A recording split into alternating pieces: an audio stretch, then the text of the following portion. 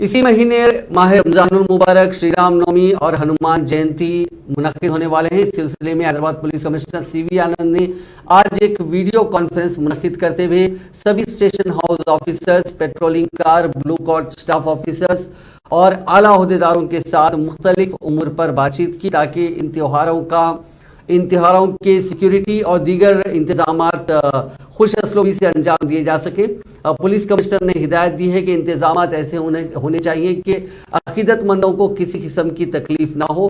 Crowd monitoring यानी मजमा जहां जमा हो रहा है उसका मैनेजमेंट, ट्रैफिक मैनेजमेंट, मुख्तलिफ मजहबी मकामात पर सिक्योरिटी इंतजामात को बेहतर से बेहतर बनाया जाए। इसके अलावा जिन रूट से जुलूस निकलने वाले हैं उन जुलूस का मुनासिब इंस्पेक्शन किया जाए।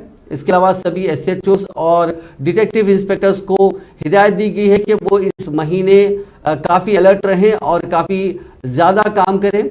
उनसे कहा गया है कि सोशल मीडिया के ज़रिए या फिर दीगर तरीक़ों से नफ़रत फैलाने वाले अनासिर पर कड़ी नज़र रखी जाए, उनके खिलाफ केसेस इशू किए जाएं, उन्हें फौरी नोटिस जारी की जाए।